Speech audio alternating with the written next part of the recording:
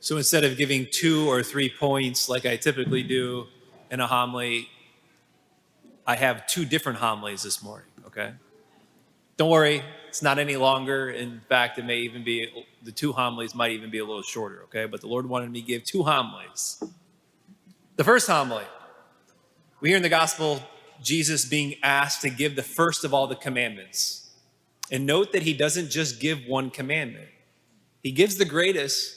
He's asked to give the greatest, and he gives the first greatest commandment, and then he gives a second. You shall love the Lord God with all your heart, soul, mind, and strength. That's the first and greatest commandment, he said. And then he just goes on and gives a second. And he says the second is like it. You shall love your neighbor as yourself. And what he's doing there is he's summing it all up. And he's also summing up just what it means to have human flourishment. And so we could hear that. We could hear these 2 greatest commandments, and I could stand up here. One option, certainly I could just say, well, all right, love God, love your neighbor yourself. Let's go and let's do it.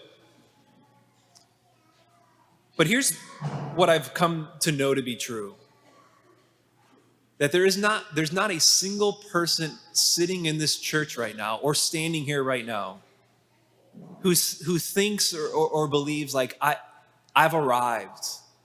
I love God with all my mind, heart, soul, and strength. Like I love him perfectly. And when it comes to my neighbor, my spouse, my kids, coworkers, or siblings, I always love them perfectly as well.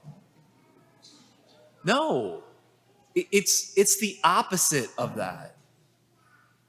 It's like, man, the way I treat my spouse sometimes, or the way that I treat my parents and disrespect my parents at times, or with my siblings, or how I treat coworkers. Like I know deep down to my core that I don't love as I've been called to, that I should, or that I want to, especially those that are closest to us. We know that deep down. And it's not from a lack of trying or willing it. Because we know the experience of trying it or willing it. No, like we of course we say, like, next time I'm gonna not do that, or I'm gonna speak more gently here, even with my kids, and not let anger come out, or with my spouse, etc. No, it's not from lack of trying, and it's not from lack of willing it. And because of that, there's frustration oftentimes within us because of it. But here's the piece that I think is often overlooked, and it's really the key prerequisite of fulfilling the 2 greatest commandments, which we see contain 3 loves: love of God, love of neighbor, and love of self. And it's simply that we have to be loved first. Explicitly said in the scriptures, 1 John 4:19 says, we love because he first loved us. You know, many of you I know are familiar with the 5 love languages that was popularized by Dr. Gary Chapman. Many of you have read his book, The 5 Love Languages. He later came out with a book, 5 Love Languages for children and raising your children and parenting.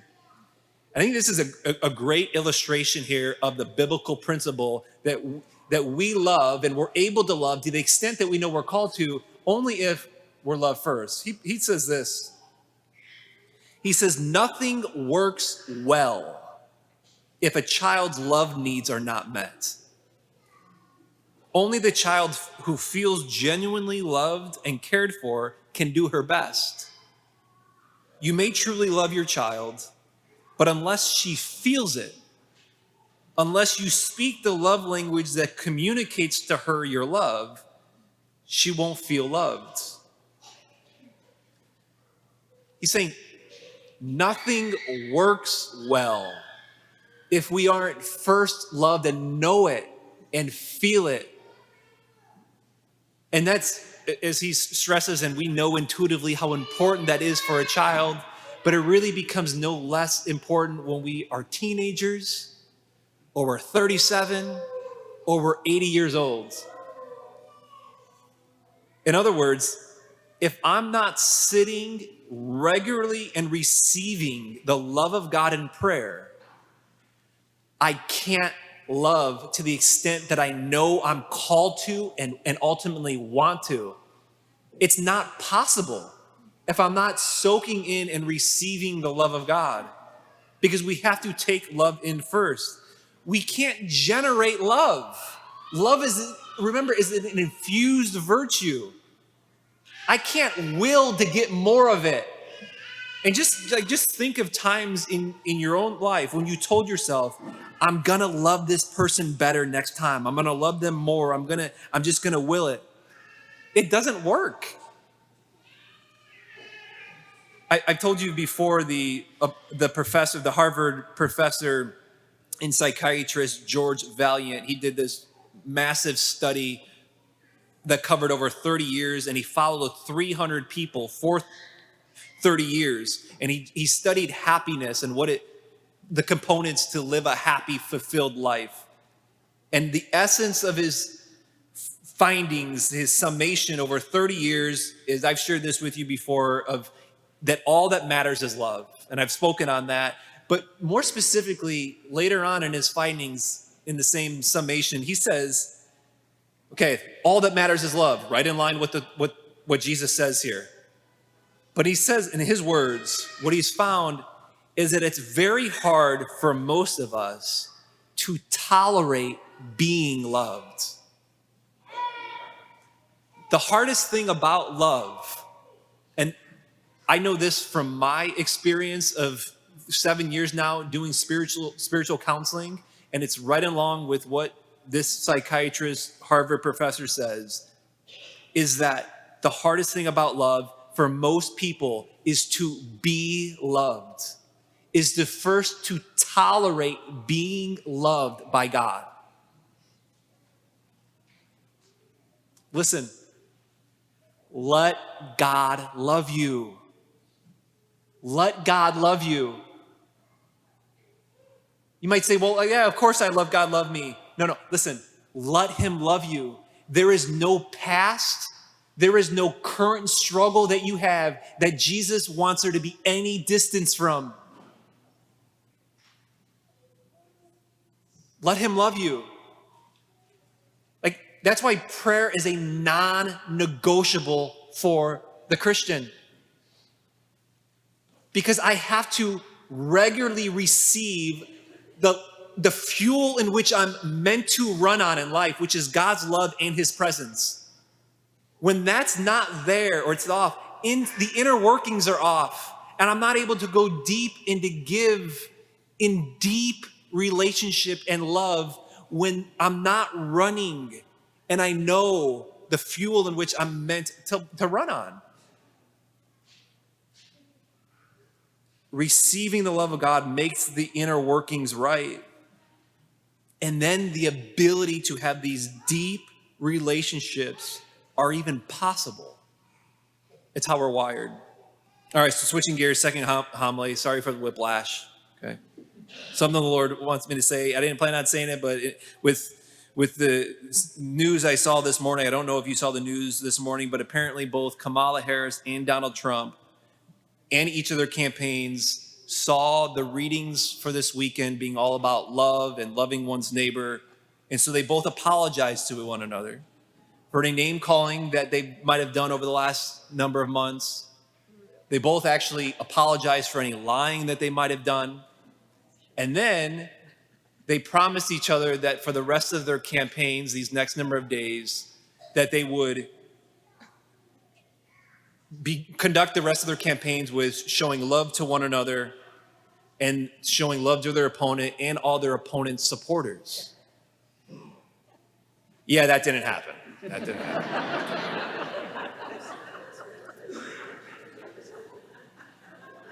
Didn't happen.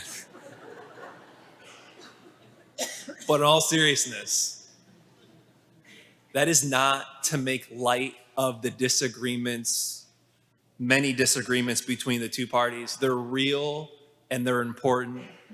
And it's also not to make light of the importance and significance of this election. I actually think it's an extremely important election. I, in fact, voted on Friday. I figured out how to vote 3 times, so I did. That's a joke. Only voted twice. That's a joke too. But I want you to see how these readings this weekend put things into perspective. The Lord our God is Lord alone. You shall love him with all your heart, with all your soul, with all your mind, and with all your strength. Jesus does not respond to this inquisitor by saying to give politics all of your heart, all of your mind, all your soul, and all your strength. Should they take some of those things, some spots in our mind and heart and soul and strength? Of course they should. They need to. But the reality is, the current political environment right now wants you to put the hope of the future and the hope of your human flourishment into one of these 2 candidates. And that will simply just make you angry and anxious. And in that spot, you're not able to love God with all your mind, heart, soul, and strength, and you're not able to love your neighbor as yourself. We all see how politics have become a religion for many Americans today. And even a religion for some of us who come to church every Sunday. It has still become an idol. It has become all-consuming in the heart and in the mind and in the soul, and it's using up all of our strength. And so maybe just a litmus test as we're a couple of days away from the election is to use it as a test and ask, am I running on the right stuff? Do I have this right? Or am I running too much on the wrong stuff? Whether it's politics or whatever it is. But I think especially in the next couple of days, we can see and whether or not use this as a litmus test. And again, it's not to say it's not supposed to occupy anything. Of course, that's not. It's the opposite.